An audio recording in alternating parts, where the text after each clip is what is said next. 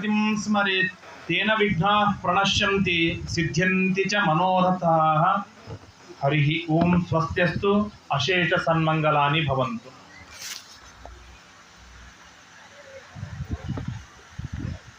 ಮಹಾಲಕ್ಷ್ಮಿ ಶ್ರೀನಿವಾಸ ದೇವರ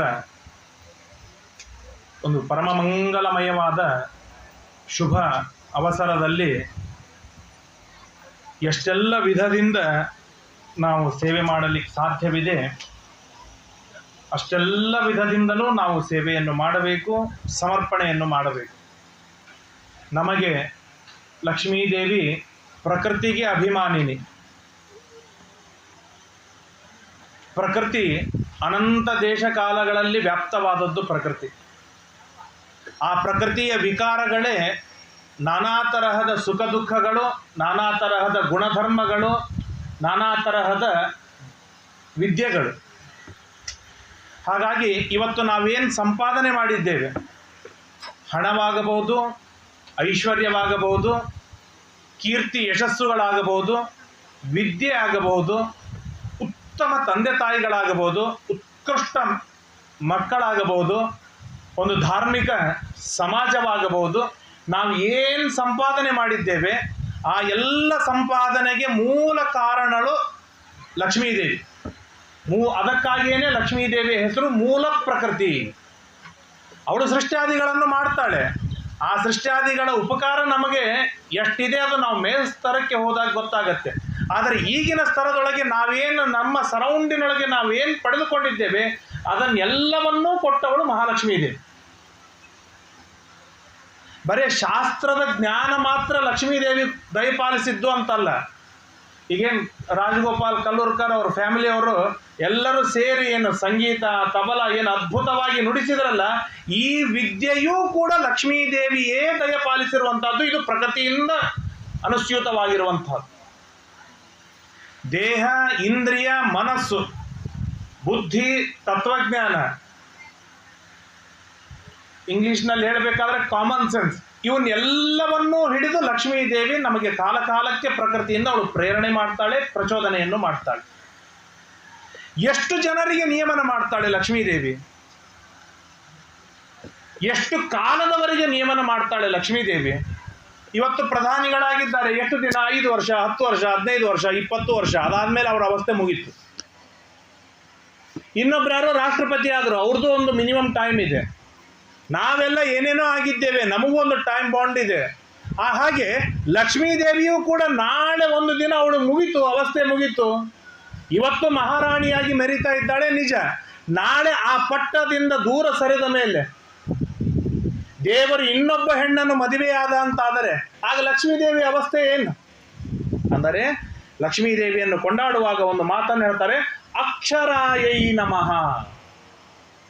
ಏನಂತೆ? ಅಕ್ಷರಾಯೈ ನಮಃ. ಅಕ್ಷರ ಎಂಬುದಾಗಿ ಅವಳ ಹೆಸರು. ಕ್ಷರ ಅಂದರೆ ನಾಶ, ಕ್ಷರ ಅಂದರೆ ನಾಶ.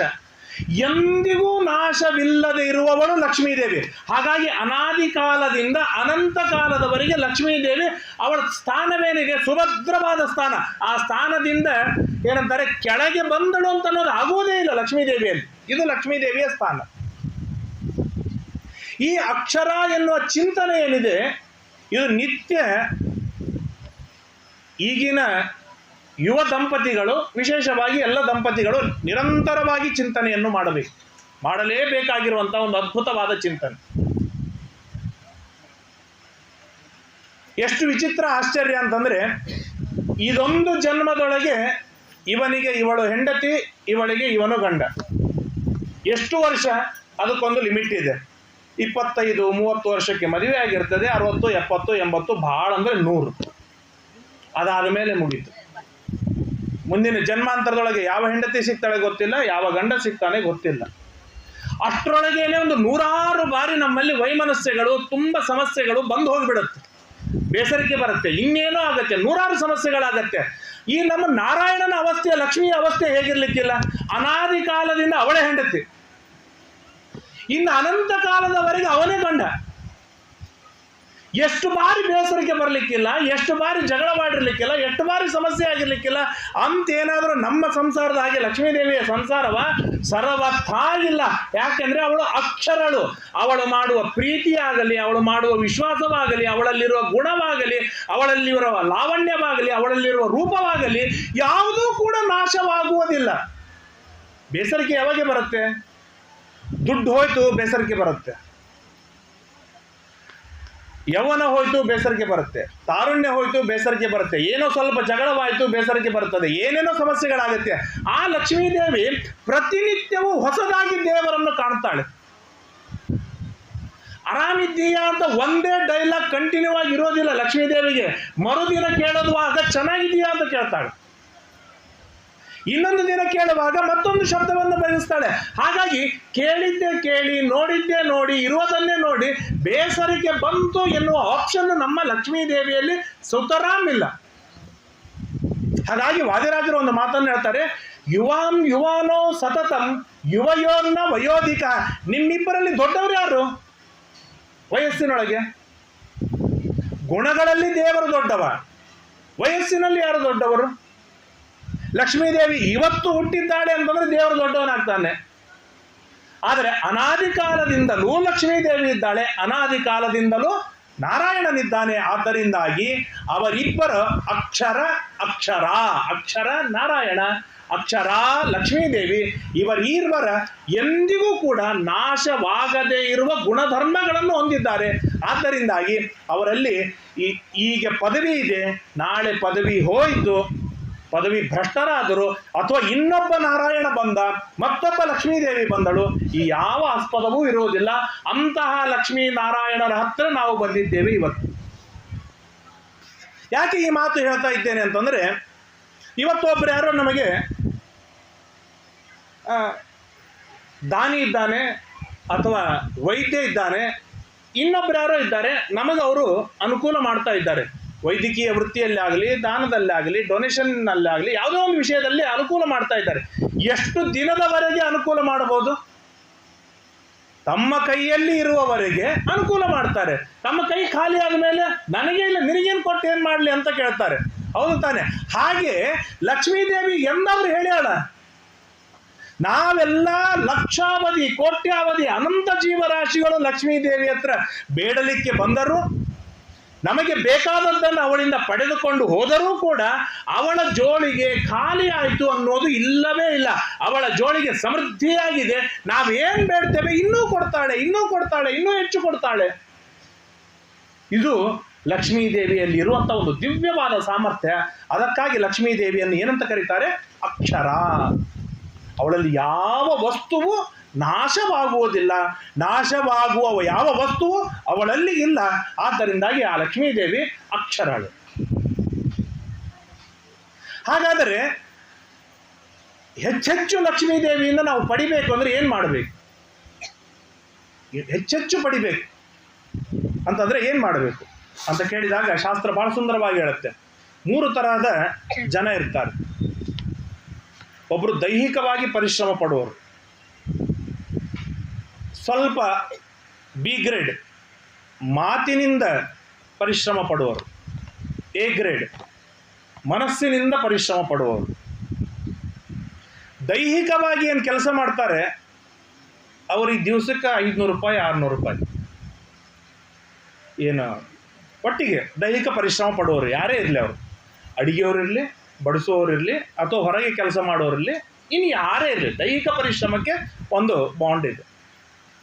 ಇನ್ನು ಯಾರು ಮಾತಿನಿಂದ ಪರಿಶ್ರಮ ಪಡ್ತಾರೆ, ಟೀಚರ್ಸ್ ನೀವಿದ್ದೀರಿ, ಸಂಗೀತಗಾರರು, ಅಥವಾ ಇನ್ನೊಬ್ಬರೇನೋ ಒಟ್ಟಾರೆ ಮಾತಿನಿಂದ ಪರಿಶ್ರಮ ಪಡೋರಿಗೆ ದಿನಕ್ಕೆ 1000 ರೂಪಾಯಿ ಇರುತ್ತೆ, 2000 ಇರುತ್ತೆ, 3000 ಇರುತ್ತೆ.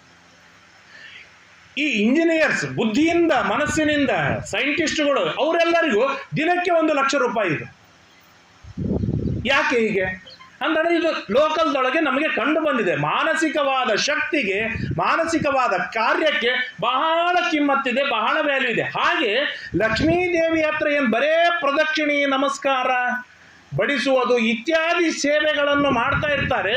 ಆ ಸೇವೆಗೆ ಏನಿದೆ 500 ರೂಪಾಯಿ ಫಲ, ಸಿ ಗ್ರೇಡಿನ ಫಲ. ಮಾಡಬಾರ್ದು ಅಂತಲ್ಲ, ಅವ್ರ ಯೋಗ್ಯತೆ ಅಷ್ಟು, ಅವ್ರು ಅದನ್ನೇ ಮಾಡ್ತಾರೆ, ಅದರಿಂದ ಅಪ್ಗ್ರೇಡ್ ಆಗೋದಿಲ್ಲ. ಯಾರಿದು ಹಾಡಿದ್ದೇ ಹಾಡ್ತಿರ್ತಾರೆ, ಟೀಚರ್ಗಳ ಕೆಲಸ ಎಲ್ಲ ಹೇಳಿದ್ದೇ ಹೇಳೋದು, ಪಾರಾಯಣ ಮಾಡ್ತಾರೆ, ಅದೇ ವಿಷ್ಣು ಸಹಸ್ರನಾಮ ಪಾರಾಯಣ ಮಾಡೋದು, ಅದೇ ವೇಗದಿಂದ ಪಾರಾಯಣ ಮಾಡೋದು. ಈ ಭಾಗ್ಯದ ಲಕ್ಷ್ಮೀ ಬಾರಮ್ಮ ಅಂತ ಹಾಡಾಡ್ತಿರ್ತಾರೆ. ಅದೇನು ಟ್ರೇನ್ ಹೋಗ್ತಾ ಇದೆನೋ ಏನು ಹೋಗ್ತಾ ಇದೆ ಗೊತ್ತಾಗೋದಿಲ್ಲ, ಅಷ್ಟು ವೇಗದಿಂದ ಒಂದೇ ಉಸಿರಿನೊಳಗೆ ಅದು ಏನಂತಾರೆ ಅದು ಹಾಡಿ ಮುಗಿದಿರ್ಬೇಕು. ಅದೊಂದು ಬಾಯ್ಪಟ್ಟು ಆಗಿಬಿಟ್ಟಿರ್ತದೆ. ಈಗ ಕೊನೆಗೆ ಆರತಿ ಹಾಡಾಡ್ತಾರೆ, ಆ ಗಂಟಿ ಶಬ್ದದೊಳಗೆ ಆರತಿ ಏನು ಹೇಳ್ತಾ ಇದ್ದಾರೆ ಅನ್ನೋದೇ ಕೇಳಿಸೋದಿಲ್ಲ. ಅದೆಲ್ಲ ಏನಿದೆ, ಇದು ಮಾತಿನಿಂದ ಪಡುವ ಪರಿಶ್ರಮವೇನಿದೆ, ಆ ಪರಿಶ್ರಮಕ್ಕೆ ಅಷ್ಟೇ ಫಲವನ್ನು ಕೊಡ್ತಾಳೆ ಲಕ್ಷ್ಮೀದೇವಿ. ಅವಳ ಎದುರಿಗೆ ಕುಳಿತುಕೊಂಡು ಮಾನಸಿಕವಾಗಿ ಅವಳ ನಾನಾ ವಿಧವಾದ ಗುಣಗಳನ್ನು, ಶಕ್ತಿಯನ್ನು, ಸಾಮರ್ಥ್ಯವನ್ನು, ಇವನ್ನೆಲ್ಲ ಚಿಂತನೆಯನ್ನು ಮಾಡ್ತಾ ಆ ಲಕ್ಷ್ಮೀದೇವಿಯನ್ನು ಯಾರು ಗುಣಗಳಿಂದ ಶೃಂಗರಿಸ್ತಾರೆ ಅವರಿಗೆ ಅತ್ಯದ್ಭುತವಾಗಿರ್ತಕ್ಕಂಥ ಫಲವಿದೆ. ಹಾಗಾಗಿ ಉಪಾಸನೆಗೆ ಬಹಳ ಫಲವಿದೆ ಎಂಬುದಾಗಿ ಹೇಳ್ತಾ ಇದ್ದಾರೆ. ಆದ್ದರಿಂದಾಗಿ ನಾವೆಲ್ಲರೂ ಆ ಲಕ್ಷ್ಮೀದೇವಿಯನ್ನು ಚೆನ್ನಾಗಿ ತಿಳಿಯಬೇಕು, ನಾನಾ ವಿಧವಾದ ಗುಣಗಳನ್ನು ಇಂಗಬೇಕು ಮನಸ್ಸಿನೊಳಗೆ. ಬರೇ ಬೋರ್ ಬಂಡೆ ಮೇಲೆ ಬಿದ್ದದು ಏನಂತಾರೆ ಸಿಡಿದು ಹೋದ್ರೆ ಉಪಯೋಗವಿಲ್ಲ, ಅದು ಒಳಗೆ ಇಳಿಯಬೇಕು, ಇಂಗಬೇಕು. ಹಾಗಾದಾಗ ಲಕ್ಷ್ಮೀದೇವಿಯ ಮಹಾ ಅರ್ಥಗಳು, ಪುರುಷಾರ್ಥಗಳು, ಅನುಗ್ರಹಗಳು ನಮ್ಮ ಮೇಲೆ ತುಂಬ ವೈಭವದಿಂದ ಆಗಲಿಕ್ಕೆ ಸಾಧ್ಯತೆ ಇದೆ. ಎಷ್ಟು ಗುಣಗಳನ್ನು ನಾವು ಚಿಂತನೆ ಮಾಡ್ತೇವೆ ಅಷ್ಟು ವ್ಯಕ್ತಿ ನಮ್ಮ ಮೇಲೆ ಅನುಗ್ರಹೋನ್ಮುಖನಾಗ್ತಾನೆ, ಸ್ನೇಹ ಬೆಳೀತಾ ಹೋಗುತ್ತೆ.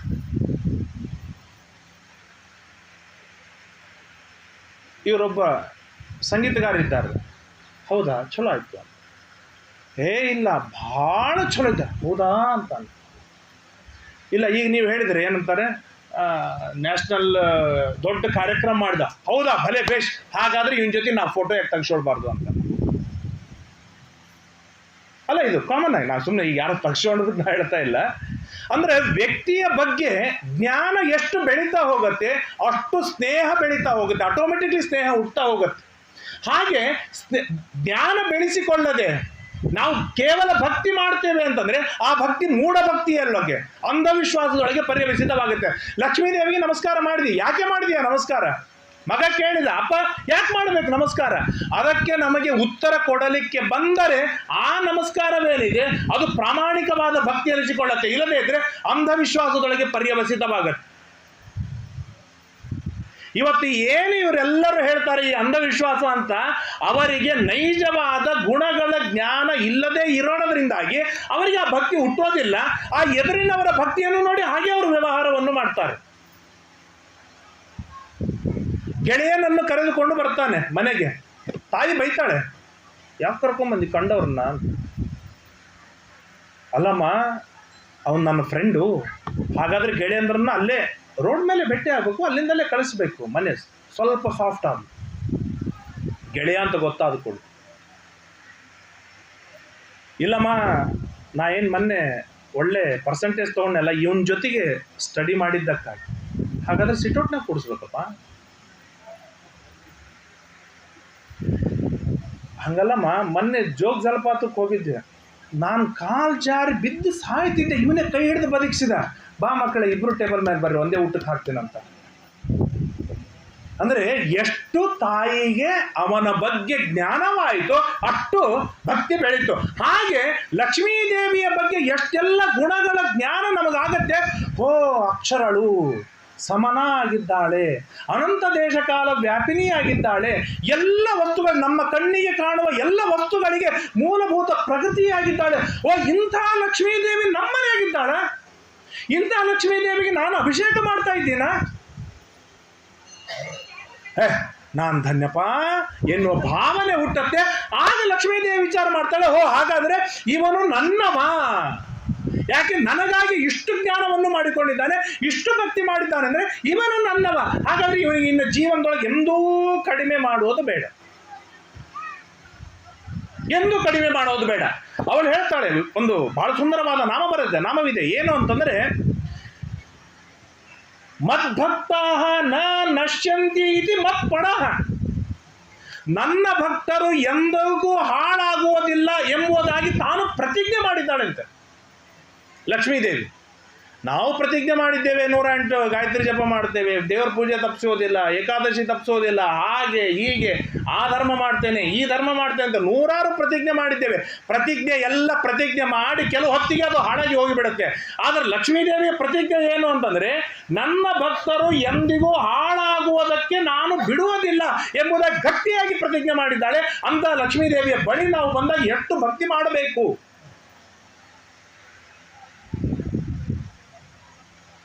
ಹಸತ್ಯಥೋ ರೋದಿತಿ ರೌತಿ ಉನ್ಮಾದವನ್ ನೃತ್ಯತಿ ಲೋಕಭಾಷ್ಯ. ಆ ಲಕ್ಷ್ಮೀದೇವಿಯ ಮಹಿಮೆಗಳನ್ನು ಕೇಳ್ತಾ ಇರುವಾಗ ಆನಂದವಾಗಬೇಕು, ನಗಬೇಕು ನಗಬೇಕು ನಗಬೇಕು ನಗಬೇಕು. ಅವಳು ನನ್ನಂಥ ಪಾಪಿಷ್ಟನಿಗೂ ಇಷ್ಟು ಉಪಕಾರ ಮಾಡಿದ್ದಾಳೆ ಅಂತೇಳಿ ಕಣ್ಣೀರು ಸುರಿಸ್ಬೇಕು. ನಮ್ಮ ಹಿರಿಯರಿಗೆ ಏನು ತಿನ್ಲಿಕ್ಕೆ ಸಿಕ್ತಿತ್ತು?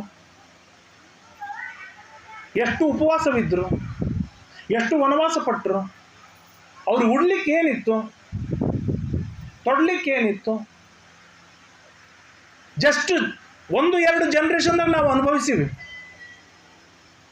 ಇವತ್ತು ನಮಗೆ ಎಷ್ಟು ಕೊಟ್ಟಿದ್ದಾಳೆ, ಎಷ್ಟಿದೆ ನಮ್ಮಲ್ಲಿ. ಅವರಿಗಿಂತಲೂ ಧರ್ಮ 100 ಪಾಲು ಕಡಿಮೆಯಾಗಿದೆ, 100 ಪಟ್ಟು ಕಡಿಮೆಯಾಗಿದೆ. ಕಡಿಮೆ ಮಾಡಿದ್ದೇವೆ, ಇದು ನಮ್ಮೆಲ್ಲರ ಮನಸ್ಸಿಗೆ ಅನುಭವಕ್ಕೆ ಇರೋದು. ಹಾಗಿದ್ದರೂ ಕೂಡ ಅವರೆಲ್ಲರಿಗಿಂತಲೂ ಶ್ರೀಮಂತಿಕೆ ನಮಗೆ ಕೊಟ್ಟಿದ್ದಾಳಲ್ವಾ? ಎಷ್ಟು ಕರುಣೆ ಮಾಡಿದ್ದಾಳೆ. ಕಣ್ಣೀರು ಸುರಿಸ್ಬೇಕು ಈ ಕರುಣೆಯನ್ನು ನೋಡಿ.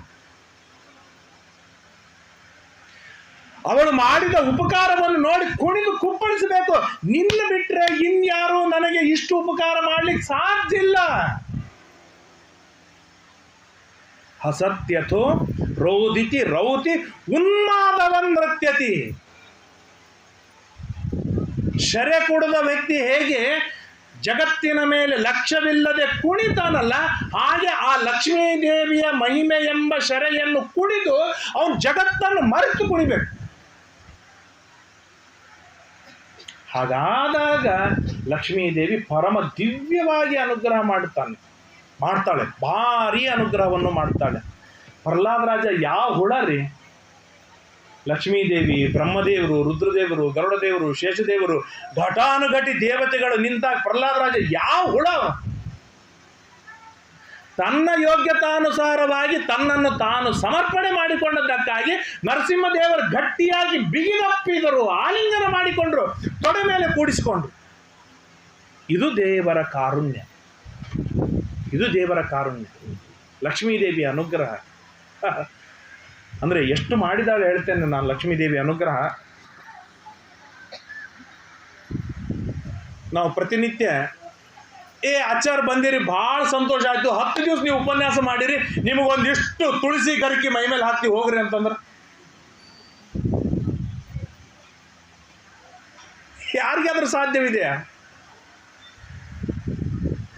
ಏನ್ ಮಾಡ್ತೀವಿ ಲಕ್ಷ್ಮೀನಾರಾಯಣರಿಗೆ? ಎಲ್ಲೋ ಗುಡ್ಡದೊಳಗೆ ಬಿದ್ದ ಒಂದು ತುಳಸಿ ಗರಿಕೆ ತರ್ತೀವಿ, ಅವ್ರ ತಲೆ ಮೇಲೆ ಹಾಕ್ತೇವೆ.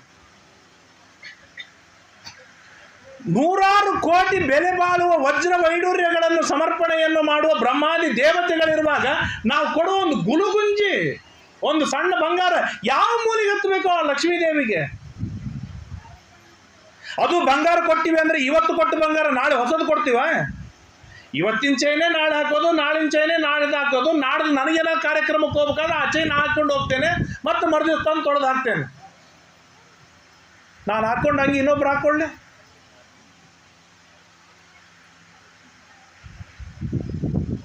ಹೀಗೆ ನಾವು ಲಕ್ಷ್ಮೀ ದೇವಿಯನ್ನು ಹೇಗೆ ಬೇಕೋ ಹಾಗೆ ಬಳಸಿಕೊಂಡರು.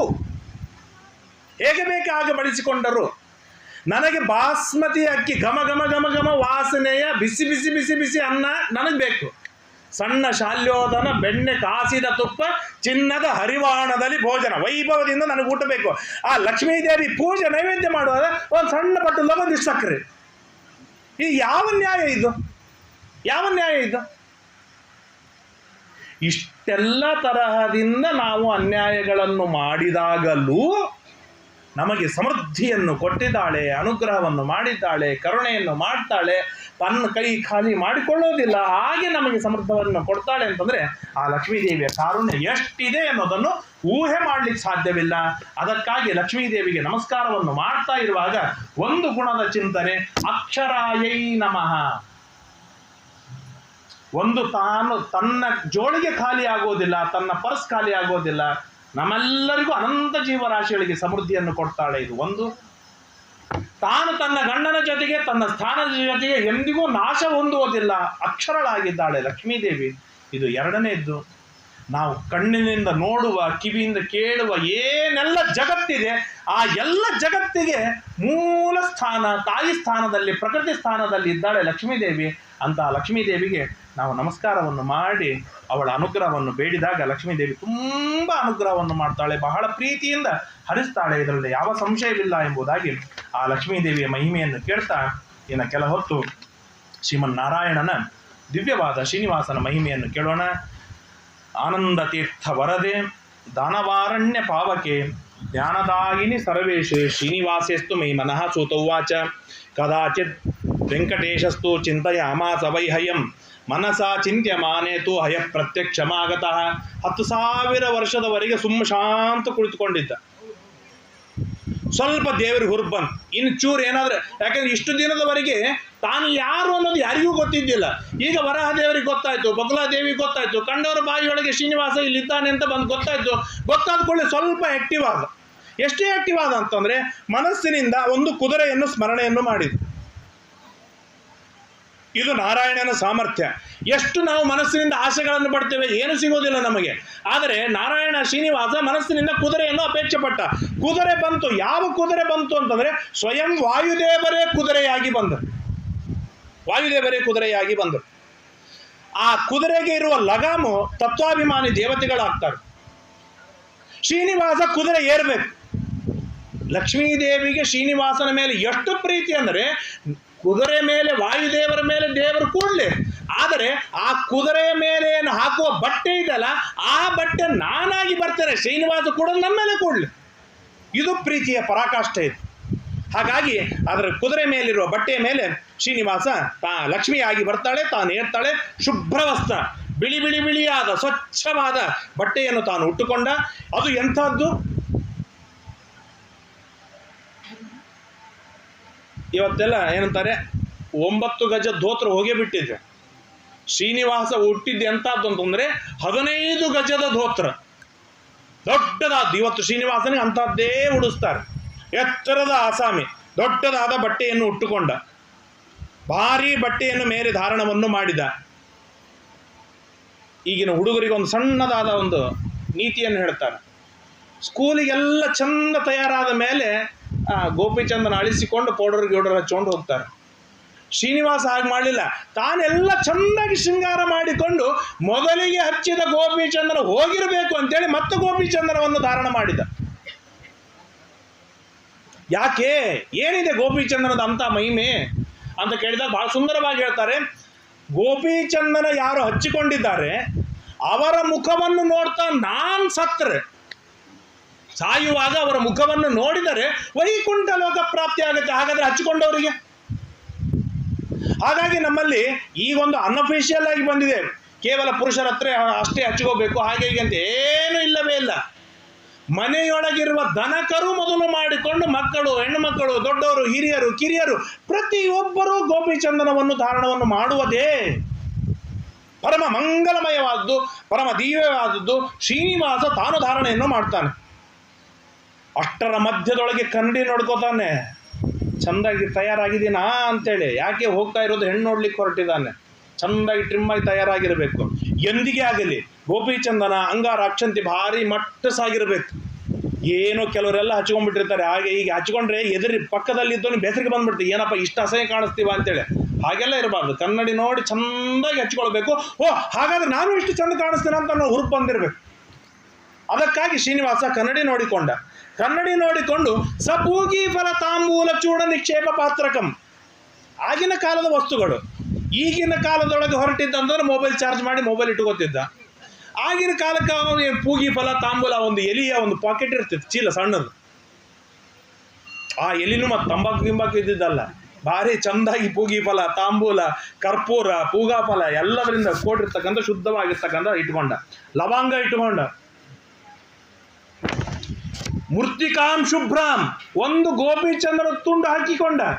ಯಾಕೆಂದ್ರೆ ಬೆಟ್ಟದಿಂದ ಕೆಳಗೆ ಹೋಗ್ತಾ ಇರುವಾಗ ಬೆವರು ಬಂತು ಹಾಳಾಯ್ತು ಅಂತಂದ್ರೆ ಮುಖ ಅಸಹ್ಯ ಕಾಣಿಸುತ್ತೆ. ನಿತ್ಯದೊಳಗೂ ಗೋಪಿಚಂದ್ರನ ಧಾರಣ ಮಾಡುವವರಿಗೆ ಒಂದು ದಿವಸ ಗೋಪಿಚಂದ್ರ ಬಿಟ್ಬಿಟ್ರೆ ಏನೋ ಸಂಕಟವಾಗಿ ಬಿಡ್ತದೆ. ಹಾಗಾಗಿ ಹಾಗೆಲ್ಲ ಆಗಬಾರ್ದು ಅಂತೇಳಿ ಗೋಪಿಚಂದ್ರನ ಧಾರಣವನ್ನು ಮಾಡಿದ, ಅಂದ್ರೆ ಇಟ್ಟುಕೊಂಡ. ಧನುರ್ಬಾಣಧರ ಶ್ರೀಮಾನ್, ಧನುಸ್ಸ ಬಾಣನ್ನು ಧಾರಣವನ್ನು ಮಾಡಿಕೊಂಡ. ಹೇಗಿದ್ದ ಶ್ರೀನಿವಾಸ ಅಂದ್ರೆ ಸಾಕ್ಷಾನ್ ಮನ್ಮಥಃ, ಮನ್ಮಥನ ಮನಸ್ಸನ್ನು ಮಥಿಸುವ ಅದ್ಭುತವಾದ ಸುಂದರನಾದ ಶ್ರೀನಿವಾಸ ತಾನು ಸಿದ್ಧನಾದ. ಬೆಟ್ಟ ಹತ್ತಿದ, ಕುದುರೆಯನ್ನು ಹತ್ತಿ ನೇರವಾಗಿ ಬೆಟ್ಟದಿಂದ ಕೆಳಗೆ ಇಳಿದು ಬರ್ತಾ ಇರುವಾಗ ಅನೇಕ ದುಷ್ಟ ಮೃಗಗಳನ್ನೆಲ್ಲ ಸಂಹಾರವನ್ನು ಮಾಡ್ತಾ ಬರ್ತಾ ಇರುವಾಗ ಒಂದು ದೊಡ್ಡ ಆನೆ ಸಿಕ್ತು. ಆ ಆನೆಗೆ ಬಾಣ ಹೂಡಿದ. ಆನೆ ಮುಂದೆ ಓಡ್ತಾ ಇದೆ. ಆನೆಯಿಂದ ಶ್ರೀನಿವಾಸ ಜೋರಾಗಿ ಬೆನ್ನತ್ತಿದಾಗ ಆನೆ ವಿಚಾರ ಮಾಡಿತು, ಇವನು ಒಳ್ಳೆಯ ಕ್ಷತ್ರಿಯನಾಗಿದ್ದರೆ, ಈಗಂತೂ ನನ್ನಿಂದ ಬೆನ್ನತ್ತಿದ್ದಾನೆ, ನನ್ನ ಸಂಹಾರವನ್ನು ಮಾಡ್ತಾನೆ, ಇದರೊಳಗೆ ಎರಡು ಮಾತಿಲ್ಲ. ಕದಾಚಿತ್ ಒಂದು ಸಣ್ಣ ಆಪ್ಷನ್ ಅಂದ್ರೆ ಒಳ್ಳೆಯ ಕ್ಷತ್ರಿಯನಾಗಿದ್ದರೆ ನಾನು ಶರಣು ಹೋಗಿಬಿಟ್ರೆ ನನ್ನನ್ನು ರಕ್ಷಣೆ ಮಾಡಿ ಒಂದು ಆಪ್ಷನ್ ಅಂತೂ ಇಟ್ಟುಕೊಳ್ಳೋಣ ಅಂತ ತಾನು ಓಡುವ ಆನೆ ತಿರುಗಿ ಎರಡು ಕಾಲುಗಳನ್ನು ತಳಗೆ ಊರಿ ಸೊಂಡೆಲನ್ನು ಮೇಲೆತ್ತಿ ಜೋರಾಗಿ ಗರ್ಜನೆಯನ್ನು ಮಾಡ್ತಾ ಆರ್ತ ಸ್ವರದಿಂದ ಶರಣು ಬಂದ. ನಾರಾಯಣಾಖಿಲ ಗುರು ಭಗವನ್ ನಮಸ್ತೆ. ದೇವರಂದ ಭಲೆ ಭೇಷ್, ನನ್ನ ಕೆಲಸ ಮುಗಿದೋಯ್ತು ಅಂದ. ಯಾಕೆಂದ್ರೆ ಅದು ಎಲ್ಲಿ ಶರಣು ಬಂದಿತ್ತೋ ಪಕ್ಕದೊಳಗೆ ಒಂದು ವನವಿತ್ತು, ಹೂವಿನ ತೋಟ. ಆ ತೋಟದೊಳಗೆ ಅನೇಕ ಬಾಲಕಿಯರು, ಹೆಣ್ಣು ಮಕ್ಕಳಿದ್ದರು.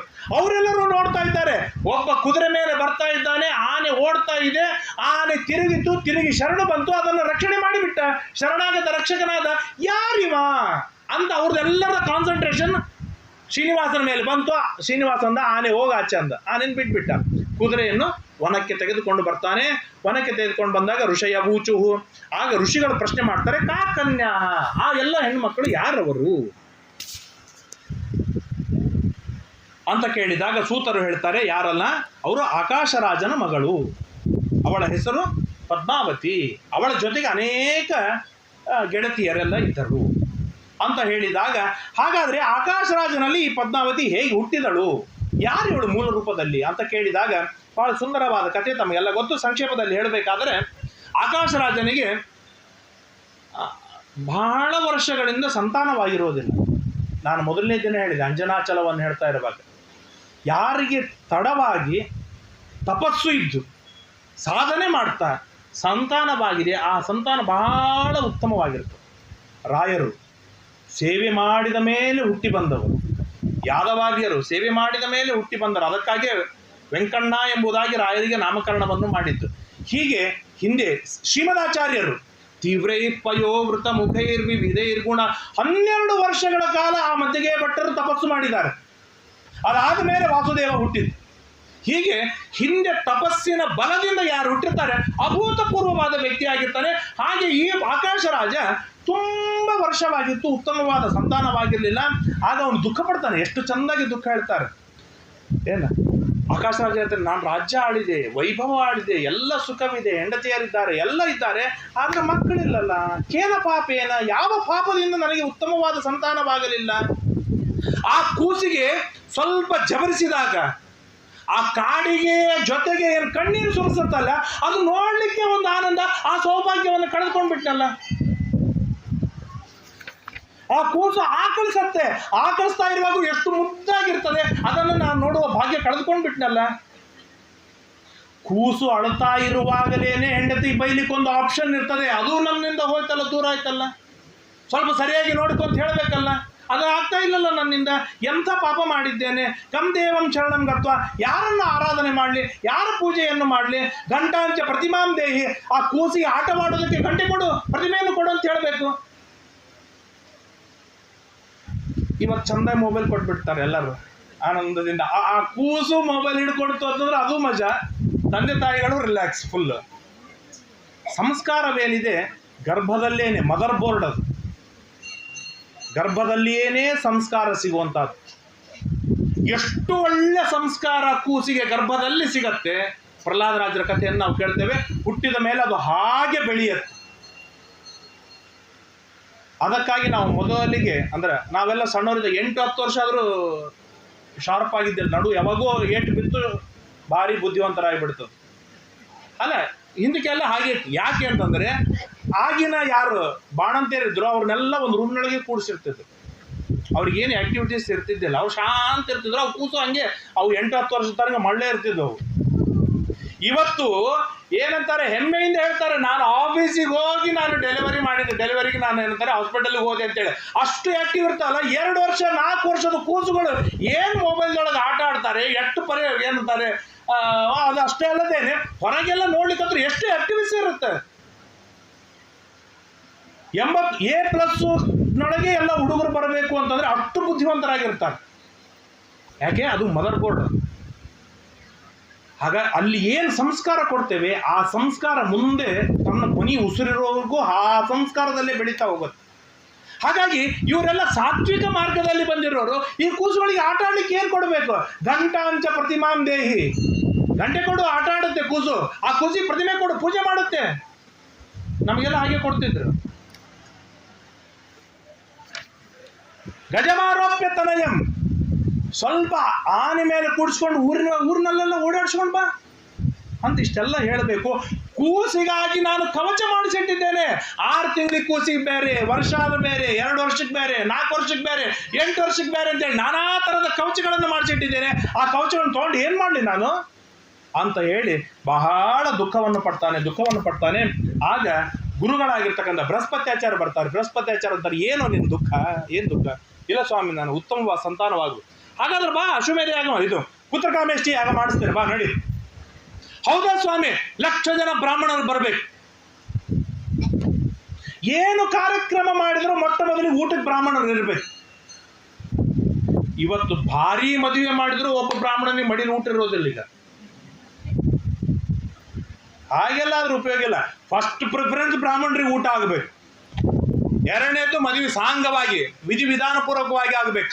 ಆ 2ರ ಪುಣ್ಯದಿಂದ ಆ ದಂಪತಿಗಳು ವೈಭವದಿಂದ ಜೀವನವನ್ನು ಮಾಡ್ತಾರೆ. ಹಾಗಾಗಿ ಬ್ರಾಹ್ಮಣರು ಎಲ್ಲ ಕರೆದು ಭಾರಿ ವೈಭವದಿಂದ ದಾನ ಎಲ್ಲದಕ್ಕೂ ಸೆಟ್ಟು ಮಾಡಿಟ್ಟುಕೊಂಡು ಇನ್ನು ಭೂಮಿಯನ್ನು ಸ್ವಚ್ಛ ಮಾಡಬೇಕು. ಬಂಗಾರದ ಏನಂತಾರೆ ನೇಗಿಲು ತಂದು ಅದನ್ನು ಭೂಮಿಯೊಳಗೆ ಈ ಎಲುಬು ಕೂದಲು ಮೊದಲಾದ ಸಿಗಬಾರ್ದು.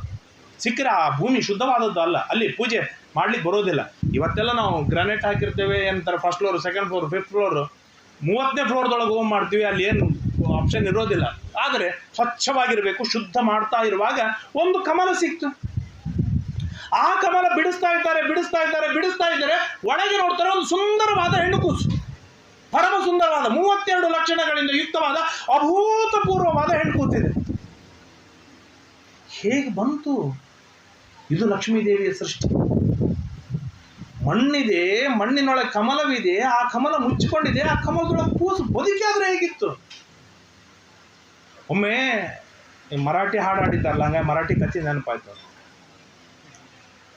ಶಿವಾಜಿ ಮಹಾರಾಜ ಎತ್ತರದ ಆಸಾಮಿ, 7 ಫೀಟಿನ ದೊಡ್ಡ ಆಸಾಮಿ, ಭಾರಿ ಮೈಕಟ್ಟು, ದೊಡ್ಡದಾದ ಬಂಡೆಗಲ್ಲು. ಆ ಬಂಡೆಗಲ್ ಮೇಲೆ ಕಾಲಿಟ್ಟು, ಅವರು ರಾಜ್ಯನೇ ದೊಡ್ಡ ಬೆಟ್ಟದ ಮೇಲಿತ್ತು, ಬಂಡೆಗಲ್ ಮೇಲೆ ಕಾಲಿಟ್ಟು ಈ ಎಲ್ಲ ಪ್ರಜೆಗಳೇನಿದ್ದಾರೆ ನನ್ನಿಂದ ಬದುಕಿದ್ದಾರೆ, ನಾನು ರಾಜನಾಗಿ ರಕ್ಷಣೆ ಮಾಡ್ಲಿಕ್ಕತ್ತೀನಿ. ಆಗ ಪಕ್ಕದಲ್ಲೇ ಒಬ್ಬ ದಾಸರು ಇರ್ತಾರೆ, ಯಾರು ಸರಿಯಾಗಿ ನೆನಪಿಲ್ಲ, ದಾಸರು ಇರ್ತಾರೆ. ಅವರಂತಾರೆ, ರಾಜ, ನೀನು ಕೊಟ್ಟ ರೇಷನ್ದಿಂದನೇ ಎಲ್ಲರೂ ಬದುಕಿದ್ದಾರೆ, ನಿನ್ನ ಸಾಮರ್ಥ್ಯದಿಂದ ಬದುಕಿದ್ದಾರೆ, ಇದರೊಳಗೆ 2 ಮಾತಿಲ್ಲೇ ಇಲ್ಲ. ಆದರೆ ಸ್ವಲ್ಪ ನಿಮ್ಮ ಕಾಲು ತೆಗಿತೀರಾ ಅಂತಂದ್ರೆ, ಕಾಲು ತೆಗೆದು ಇದನ್ನು ಈ ಬಂಡಿ ಹೊಡೆಯೋಣ ಅಂತ, ಹೊಡೀರಿ ಅಂತಂದು ಜೋರಾಗಿ ಒಂದು ದೊಡ್ಡ ಸಳಕೆಯಿಂದ ಆ ಬಂಡಿ ಮೇಲೆ ಏಟು ಕೊಟ್ಟರು. ಬಂಡಿ ಸೀಳಿತು. ಆ ಬಂಡಿ ಒಳಗಿಂದ ಒಂದು ಟಣ್ಣಂತ ಕಪ್ಪೆ ಹಾರಿತ್ತು. ರಾಜನಿಗೆ ಕೇಳ್ತಾರೆ, ರಾಜ, ಈ ಕಪ್ಪಿಗೆ ಗಾಳಿ ಕೊಟ್ಟೆ, ನೀರು ಕೊಟ್ಟೆ, ಏನು ಕೊಟ್ಟೆ ಹೇಳಿ, ಈ ಕಪ್ಪೆ ಹೇಗೆ ಬದುಕಿದೆ? ಇದನ್ನು ಬದುಕಿಸಿ ರಕ್ಷಣೆ ಮಾಡೋರು ಯಾರು ಅಂದ್ರೆ ನಮ್ಮ ತಾಯಿ ಲಕ್ಷ್ಮೀದೇವಿ ಮಾತ್ರ, ಇನ್ಯಾರಿಗೂ ಸಾಧ್ಯವಿಲ್ಲ. ಹಾಗಾಗಿ ಆ ಕಮಲದ ಸ್ವಯಂ ಲಕ್ಷ್ಮಿಯಿಂದ ಅಧಿಷ್ಠಿತವಾಗಿರ್ತಕ್ಕಂಥ ಹೆಣ್ಣಿದೆ. ಅದರಿಂದಾಗಿ ಭಾರಿ ಸುಂದರವಾಗಿ ಹುಟ್ಟಿದ್ದು. ಆಕಾಶ ರಾಜನೇ ಟೆನ್ಷನ್ನು, ಈ ಕೂಸು ನಮ್ದು ಹೌದನ್ನು ನಾನೇ ಸ್ವೀಕಾರ ಮಾಡಲಿ ಅಂತ. ಆಗ ಆಕಾಶವಾಣಿ ಆಗತ್ತೆ. ಆಕಾಶವಾಣಿಯಲ್ಲಿ ಹೇಳುತ್ತೆ, ಈ ಕೂಸು ನಿನ್ನದೇ, ನಿನಗಾಗಿರುವಂಥ ಕೂಸು, ಅವಶ್ಯವಾಗಿ ನೀನು ಸ್ವೀಕಾರವನ್ನು ಮಾಡು ಅಂತ ಹೇಳಿದಾಗ ಆ ಆಕಾಶವಾಣಿಯ ಮಾತನ್ನು ಕೇಳಿ ಆ ಕೂಸನ್ನು ಸ್ವೀಕಾರವನ್ನು ಮಾಡ್ತಾನೆ. ಸ್ವೀಕಾರವನ್ನು ಮಾಡಿದಾಗ ಕೆಲವರಿಗೆಲ್ಲ ಟೆನ್ಷನ್, ಹೆಣ್ಣು ಹುಟ್ಟಿತ್ತಲ್ಲ ಅಂತ ಹೇಳಿ. ಕನ್ಯಾಗಮನ ಪುಣ್ಯೇನ, ಆ ಹೆಣ್ಣು ಕಾಲಿಟ್ಟ ಪುಣ್ಯದಿಂದ ಸರಿಯಾಗಿ 1 ವರ್ಷ ಕಳೆದಿದೆಯಲ್ಲೋ ಉತ್ತಮವಾದ ಸಂತಾನವಾಗಿದೆ, ಆ ಕೂಸಿಗೆ ಆ ಕೂಸು ಹುಟ್ಟಿದೆ, ಗಂಡು ಕೂಸು ಹುಟ್ಟಿದೆ, ಆಗ ದಾನ ಮಾಡ್ತಾನೆ ಆಕಾಶರಾಜ. ದಾನ ದಕ್ಷಿಣೆ ನಮ್ಮ ಕೈಯಿಂದ ಎಷ್ಟು ಸಾಧ್ಯವಿದೆ ಅಷ್ಟು ಕೊಡ್ತಾ ಇರಬೇಕು. ಎಷ್ಟು ಕೊಟ್ಟ ಹೇಳಿ? ಗವಾಂ ಕೋಟಿ ಸಹಸ್ರಾಣಿ, 1000 ಕೋಟಿ ಆಕಳುಗಳನ್ನು ದಾನವಾಗಿ ಕೊಟ್ಟ ಆಕಾಶರಾಜ. ಯಾಕೆ ಯಾಕೆ ನಾನು ನಿನ್ನೆ ಒಂದು ಸ್ವಲ್ಪ ಹೇಳಿದೆ, ಅದನ್ನು ಚೂರು ವಿವರಣೆ ಮಾಡ್ತೇನೆ. ಕೂಸು ಹುಟ್ಟಿದ ಕೂಡಲೇ ನಾವು ಡೆಪಾಸಿಟ್ ಇಡ್ತೀವಲ್ಲ, RD ತುಂಬಲಿಕ್ಕೆ ಶುರು ಮಾಡ್ತೀವಲ್ಲ, ಹಾಗೆ ಈ ಹುಟ್ಟಿದ ಕೂಸು ತನ್ನ 100ನೇ ವರ್ಷದವರೆಗೂ ಕೂಡ ವೈಭವದ ಜೀವನವನ್ನು ನಡೆಸುವುದಕ್ಕಾಗಿ ಇದಕ್ಕೆ ಪುಣ್ಯ ಬೇಕು. ಈ ಪುಣ್ಯದ ಡೆಪಾಸಿಟ್ ಏನು ಅಂತಂದ್ರೆ, ಹುಟ್ಟಿದ ದಿನವೇನೆ ಸಮೃದ್ಧವಾಗಿ ದಾನ ಮಾಡಿ, ಆ ದಾನದಿಂದ ರಾಶಿ ರಾಶಿ ಪುಣ್ಯವನ್ನು ಸಂಪಾದನೆ ಮಾಡಿ, ಆ ಪುಣ್ಯವೇನಿದೆ ಈ ಕೂಸಿಗಾಗಿ ಮೀಸಲು. ಆ ರೀತಿಯಿಂದ ಹಿರಿಯರು ಪುಣ್ಯವನ್ನು ಸಂಪಾದನೆ ಮಾಡಿ ಇಟ್ಟದ್ದಕ್ಕಾಗಿ ಇವತ್ತು ಯಾರಾದರೂ ಏನೇ ಅಚೀವ್ಮೆಂಟ್ ಮಾಡಿದ್ರು, ಭಾರಿ ಮಾಡಿದ್ರಪ್ಪ ಅಂತ ಹೇಳಿದ್ರೆ ಅವರಿಂದ ಬರುವ ಉತ್ತರವೇನು? ನಂದೇನಲ್ಲ, ನಮ್ಮ ಹಿರಿಯರ ಪುಣ್ಯ. ಮತ್ತು ಆ ಹಿರಿಯರ ಪುಣ್ಯ ನನ್ನ ಮೊಮ್ಮಗ ನೆನೆಸ್ಬೇಕು ಬೇಡ? ನಂದೇನಲ್ಲ, ನಮ್ಮ ಹಿರಿಯರ ಪುಣ್ಯ ಅಂತೇಳಿ ನನ್ನ ಮೊಮ್ಮಗ ನನ್ನ ನೆನೆಸ್ಬೇಕೋ ಬೇಡ? ನೆನೆಸ್ಬೇಕಾಗಿತ್ತು ಅಂತಂದ್ರೆ ಇವತ್ತಿನಿಂದ ನಾವು ಪುಣ್ಯ ಮಾಡಲಿಕ್ಕೆ ಸ್ಟಾರ್ಟ್ ಮಾಡುವುದು ಇದು ಅತ್ಯಂತ ಅನಿವಾರ್ಯವಾಗಿರ್ತಕ್ಕಂಥದ್ದು. ಹಾಗಾಗಿ ಆಕಾಶರಾಜ ಅಷ್ಟು ವೈಭವದಿಂದ ದಾನ ಮಾಡಿದ. ತದ್ದಿನೇ ಬಹುವಿಪ್ರಾಣ, ಲಕ್ಷ ಜನರಿಗೆ ಊಟಕ್ಕೆ ಹಾಕಿದ. ಭೋಜವನ ಕೃತವಾನ್ ನೃಪ, ಆ ಗಂಡು ಕೂಸಿಗೆ ವಸುದಾನ ಎಂಬುದಾಗಿ ನಾಮಕರಣವನ್ನು ಮಾಡ್ತಾನೆ. ಪದ್ಮೋದರಿ, ಪದ್ಮಗರ್ಭ, ಪದ್ಮದಂತೆ ಪುಟ್ಟದಾಗಿರ್ತಕ್ಕಂಥ ಉದರ, ಪದ್ಮದ ಹಾಗೆ ಕಣ್ಣು, ಪದ್ಮದ ಹಾಗೆ ನಗು. ಹೀಗಾಗಿ ಪದ್ಮಯ ಅವತಾರಳಾದ್ದರಿಂದಾಗಿ ಅವಳಿಗೆ ಪದ್ಮಾವತಿ ಎಂಬುದಾಗಿ ನಾಮಕರಣವನ್ನು ಮಾಡಿದಾಗ ತುಂಬ ಸಂತೋಷವಾಯಿತು. ಆಗ ಋಷಿಗಳು ಕೇಳ್ತಾರೆ, ಹಾಗಾದ್ರೆ ಈ ಪದ್ಮಾವತಿ ಪೂರ್ವಜನ್ಮದಲ್ಲಿ ಯಾರು ಅಂತ ಕೇಳಿದಾಗ ಅದಕ್ಕೆ ತ್ರೇತಾಯುಗದೊಳಗೆ ಸೀತೆಯನ್ನು ರಾವಣ ಅಪಹಾರವನ್ನು ಮಾಡಿಕೊಂಡು ಹೋಗ್ತಾ ಇರುವಾಗ ಸೀತೆ ತನ್ನೊಂದು ಪ್ರತಿಕೃತಿಯನ್ನು ನಿರ್ಮಾಣವನ್ನು ಮಾಡ್ತಾಳೆ. ಆ ಪ್ರತಿಕೃತಿಯೊಳಗೆ ಅಗ್ನಿದೇವಿಯ ಮಗಳಾದ ವೇದವತಿಯನ್ನು ಅಲ್ಲಿ ಇಟ್ಟು ತಾನು ಕೈಲಾಸಕ್ಕೆ ಹೋಗಿಬಿಡ್ತಾಳೆ. ಆ ಸೀತೆ ಅರ್ಥಾತ್ ವೇದವತಿ ರಾವಣನಲ್ಲಿ ಪಡಬಾರದ ಎಲ್ಲ ಕಷ್ಟಗಳನ್ನು ಪಡ್ತಾಳೆ, ಅನುಭವಿಸ್ತಾಳೆ. ರಾಮ ಬರ್ತಾನೆ, ರಾವಣನನ್ನು ಸಂಹಾರವನ್ನು ಮಾಡಿದ ಮೇಲೆ ಸೀತೆಗೆ ಹೇಳ್ತಾನೆ, ನೀನು ಅಗ್ನಿಯಲ್ಲಿ ಪ್ರವೇಶವನ್ನು ಮಾಡು ಅಂತ ಹೇಳಿದಾಗ ಅಗ್ನಿಯಲ್ಲಿ ಪ್ರವೇಶ ಮಾಡಿ ತಿರುಗಿ ಬರ್ತಾ ಇರುವಾಗ 2 ಸೀತೆಯರು ಬರ್ತಾರೆ. ಒಬ್ಬಳು ವೇದವತಿ ಅಂದ್ರೆ ಪ್ರತಿಕೃತಿ ಜೆರಾಕ್ಸ್ ಕಾಪಿ, ಇನ್ನೊಂದು ಒರಿಜಿನಲ್ ಸೀತೆ, 2 ಬಂದರು. ಆಗ ರಾಮ ಸೀತೆಯನ್ನು ಸ್ವೀಕಾರವನ್ನು ಮಾಡಿದಾಗ ಎಂತ ಅದ್ಭುತವಾದ ಹೆಂಡತಿ ನೋಡಿರು. ಯಾವ ಹೆಂಡತಿ ಹೇಳ್ತಾಳೆ ಇನ್ನೊಂದು ಮದುವೆ ಮಾಡಿಕೊ ಅಂತ? ಈ ಸೀತೆ ಎಷ್ಟು ಚೆನ್ನಾಗಿ ಹೇಳ್ತಾಳೆ ಅಂದ್ರೆ, ರಾಮ ನನ್ನ ಎಲ್ಲ ಕಷ್ಟವನ್ನು ಈ ವೇದವತಿ ಅನುಭವಿಸಿದ್ದಾಳೆ, ಆದ್ರಿಂದಾಗಿ ಈ ವೇದವತಿಯನ್ನು ನೀನು ಮದುವೆ ಮಾಡ್ಕೊಳ್ತೀಯ? ಯಾಕೆ ಹೇಳಿದ್ಲು ಸೀತೆ ಹೀಗೆ ಅಂದ್ರೆ, ಸೀತೆಗೆ ಕಾನ್ಫಿಡೆಂಟ್ ಅಂದ್ರೆ ಫುಲ್ ಕಾನ್ಫಿಡೆಂಟ್. ಏನಂತ, ನನಗೆ ಕೊಡಬೇಕಾದದ್ದರೊಳಗೆ ರಾಮ ಸ್ವಲ್ಪನೂ ಕಡಿಮೆ ಮಾಡುವುದಿಲ್ಲ. ಎಲ್ಲಿ ಟೆನ್ಷನ್ನು? ನನಗೆ ಸಿಗಬೇಕಾದ ಡಿವೈಡ್ ಆಗತ್ತೆ ಅನ್ನೋ ಕಾರಣಕ್ಕಾಗಿ ಬೇಡ ಅಂತಾರೆ. ಆದರೆ ಸೀತೆಗೆ ಇಷ್ಟು ಗಟ್ಟಿ ವಿಶ್ವಾಸ ಅಂತಂದ್ರೆ, ನನಗೆ ಸಿಗಬೇಕಾದೊಳಗೆ ಇವರು 1 ಅಲ್ಲ, ನಾಳೆ 8 ಮಾಡಿಕೊಳ್ಳಿ, ಬೇಡ ಕೃಷ್ಣನಾದಾಗ 16,108 ಮಾಡಿಕೊಳ್ಳಿ, ಆದರೆ ನನಗೆ ಸಿಗಬೇಕಾದ್ದೇನಿದೆ ಅದು ಸಿಗತ್ತೆ. ಅಂದಮೇಲೆ ಎಷ್ಟಾದ್ರೂ ಮಾಡ್ಕೊಂಡೀನೋ ವೇದವತಿಯನ್ನು ಮಾಡ್ಕೊಳ್ತೀಯಾ? ರಾಮ ಹೇಳಿದ, ನಾನು ಏಕಪತ್ನಿ ವ್ರತಸ್ಥ, ಮಾಡಿಕೊಳ್ಳುವುದಿಲ್ಲ. ಮುಂದಿನ ಜನ್ಮದಲ್ಲಿ ಮಾಡಿಕೋ, 16,108 ಈಗ ಆಲ್ರೆಡಿ ಅಲಾಟ್ ಆಗಿಬಿಟ್ಟಿದೆ. ಇರಲಿ 108 109 ಹಾಗೆಲ್ಲ ನಮ್ಮಲ್ಲಿ ಅಡ್ಜಸ್ಟ್ಮೆಂಟ್ ಅನ್ನೋದು ಇಲ್ಲ. ಹಾಗಾದ್ರೆ ಇವಳ ಸಲುವಾಗಿ ನಾನು ಪ್ರತ್ಯೇಕ ಒಂದು ರೂಪವನ್ನು ತಾಳಿ ವಿಶಿಷ್ಟ ರೀತಿಯಿಂದ ವಿವಾಹ ಮಾಡಿಕೊಳ್ತೇನೆ, ಅದು 28ನೇ ಕಲಿಯುಗದಲ್ಲಿ ಅಂತ ಹೇಳಿದ್ದಕ್ಕಾಗಿ ಆ ವೇದವತಿ ಇಲ್ಲಿ ಪದ್ಮಾವತಿಯಾಗಿ ಹುಟ್ಟಿ ಬಂದಿರ್ತಾಳೆ. ಆಗ ಕನ್ಯಾ ಉಚು, ಅಂತಹ ಪದ್ಮಾವತಿ ಈ ವನಕ್ಕೆ ಬಂದಿರ್ತಾಳೆ ಹೂ ತರುವುದಕ್ಕಾಗಿ. ಯಾಕೆ ಹೂ ತರುವುದಕ್ಕಾಗಿ? ತಮಗೆ ಮುಡಿದುಕೊಳ್ಳುವುದಕ್ಕೆ ಅಲ್ಲ. ಆಗಿನ ಕಾಲದ ಹಳೆಯ ಸಂಪ್ರದಾಯವೇನು ಅಂತಂದರೆ, ದೇವರಿಗಾಗಿ ಹೂ ತರಬೇಕು. ನಮ್ಮಿಂದ ಈಗಿನ ಸ್ವಾಮಿಗಳು ಸತ್ಯಾತ್ಮ ತೀರ್ಥರು, ಅವರು 22-23 ವರ್ಷ, ನಾವು ಆಗೆಲ್ಲ ಸಣ್ಣ ಹುಡುಗರು, 8-9 ವರ್ಷದ ಹುಡುಗರು. ಬೆಳಿಗ್ಗೆ 5 ಗಂಟೆಗೆ ಎಬ್ಬಿಸಿ 2-3 ಬಕೆಟ್ ಕೊಟ್ಟು ಕಳಿಸ್ತಿದ್ರು. ಇಷ್ಟು ಪಾರಿಜಾತ ತುಂಬಿಸ್ಕೊಂಡು ಬರಬೇಕು ಅಂತೇಳಿ ಮುಂಬೈ ಒಳಗೆ ಓಣಿ ಓಣಿ ಹುಡುಕಿ ತೊಗೊಂಡ್ಬರ್ತಿದ್ದೆ. ಅಷ್ಟೂ ಹೂಗಳನ್ನು ಆಚಾರ್ಯ ಏರಿಸ್ತಿದ್ದ. ಯಾಕೆ ಇದು ಸಣ್ಣ ಯಾಕೆ ಪಾರಿಜಾತದ ಮೇಲೆ ಅಷ್ಟು ಪ್ರಾಶಸ್ತ್ಯ? ಉಳಿದ ಎಲ್ಲ ಹೂವಿನೊಳಗೆ ಸ್ವಾರ್ಥವಿದೆ. ಜಾಜಿ ನಾ ಮುಡ್ಕೊಳ್ಬೇಕು, ಮಲ್ಲಿಗೆ ನಾ ಮುಡ್ಕೊಳ್ಬೇಕು, ಸಂಪಿಗೆ ನಾನು ಬಳಸಬೇಕು, ಇನ್ನು ಉಳಿದು ಎಲ್ಲದರೊಳಗೂ ಸ್ವಾರ್ಥವಿದೆ. ಈ ಪಾರಿಜಾತ ಏನಿದೆ ನಿಸ್ವಾರ್ಥವಾದ ಹೂ ಇದು. ದೇವರಿಗೆ ಏರಿಸಿದೆ, ನಾನು ಮುಡ್ಕೊಳ್ಳಿಕ್ಕೆ ಅದು ಉಪಯೋಗ ಬರುವುದಿಲ್ಲ. ಹಾಗಾಗಿ ಪಾರಿಜಾತ ಸರ್ವೋತ್ತಮವಾದ್ದು, ಶ್ರೇಷ್ಠವಾದ ಹೂ. ಆ ಹೂಗಳನ್ನೆಲ್ಲ ಯಾಕೆಂತಂದ್ರೆ, ನೀವು ಮಕ್ಕಳು ನೀವು ಹೂ ತಂದು ದೇವರಿಗೆ ಏರಿಸಿದರೆ ಬೇಗನೆ ದೇವ ನಿಮ್ಮ ಕಲ್ಯಾಣ ಮಾಡ್ತಾನೆ, ಯೋಗ್ಯನಾದ ಪತಿ ಸಿಗ್ತಾನೆ, ಅದ್ಭುತವಾದ ವೈಭವ ಇರ್ತದೆ ಅಂತ ಹೇಳಿ ಆಗಿನ ತಂದೆ ತಾಯಿಗಳು ಹೂ ತರುವುದಕ್ಕಾಗಿ ಕೊಟ್ಟು ಕಳಿಸ್ಬೇಕು. ನೀ ರಾಣಿ ಇದ್ದಿ, ಏನ್ ಬೇಕಾದಿರು ತೊಗೊಂಬರ್ಬೇಕಂದ್ರೆ ತರಬೇಕು. ದೇವರಿಗಾಗಿ ಹೂ ತರ್ಲಿಕ್ಕೆ ಬಂದದ್ದಕ್ಕಾಗಿ ಪದ್ಮಾವತಿಯ ಲಾಭವೇನಂದ್ರೆ ದೇವರೇ ಎದುರಿಗೆ ಬಂದ್ಬಿಟ್ಟ. ಅಷ್ಟು ವಿಶ್ವಾಸವಿತ್ತು ಅವಳಿಗೆ. ದೇವರು ಬಂದ, ಕನ್ಯಾಹ ಊಚು ಕೋಸಿ, ಯಾರು ನೀನು? ಈ ದೇವರು ಬರೋದಕ್ಕಿಂತ ಮುಂಚೆ ಮೊದಲಿಗೆ ಏನಾಯ್ತು ಅಂದ್ರೆ, ಒಬ್ಬ ಬ್ರಾಹ್ಮಣ ಬಂದ, ವೃದ್ಧ ಬ್ರಾಹ್ಮಣ. ಅವ್ರು ಯಾರು? ನಾರದರು. ಆ ನಾರದರು ಬಂದು ಪದ್ಮಾವತಿ ಕೈಯನ್ನೆಲ್ಲ ನೋಡಿ ಹೇಳಿರ್ತಾರೆ, ಈಗ ಇನ್ನು ಕೆಲ ಹೊತ್ತಿಗೇನೆ 32 ಲಕ್ಷಣಗಳಿಂದ ಯುಕ್ತನಾದ ಒಬ್ಬ ಅದ್ಭುತನಾದ ಪುರುಷ ಬರ್ತಾನೆ, ಆ ಪುರುಷನನ್ನು ನೀ ಮದುವೆ ಆಗ್ತಿ ಅಂತ ಭವಿಷ್ಯ ನುಡಿದು ಹೋಗಿರ್ತಾರೆ. ಆಗ ಶ್ರೀನಿವಾಸ ಬಂದಾಗ ಶ್ರೀನಿವಾಸನನ್ನು ಕರೀತಾರೆ.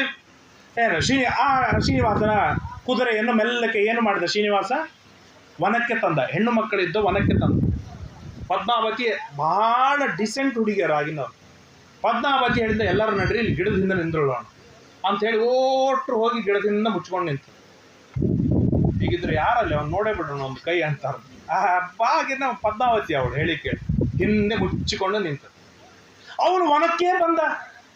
ವನಕ್ಕೆ ಬಂದು ಕೊಳ್ಳೇನೆ ತನ್ನ ಗುಂಪಿನೊಳಗೇನೆ ಕೆಲವರು ಇರ್ತಾರೆ, ಡಾನ್ಗಳು ಅಂಥವ್ರನ್ನ ಇಟ್ಕೊಂಡಿರ್ತಾರೆ ಫ್ರೆಂಡ್ಸ್ ಆಗಿ.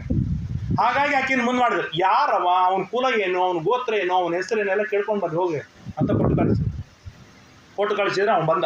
ಆಕಿ ಬರ್ತಾಳೆ, ಬಂದು ಕೇಳ್ತಾಳೆ, ಏನು ಕಿಮರ್ಥಮಾಗತೋಸಿ, ಯಾಕೆ ಬಂದಿ ನೀನು?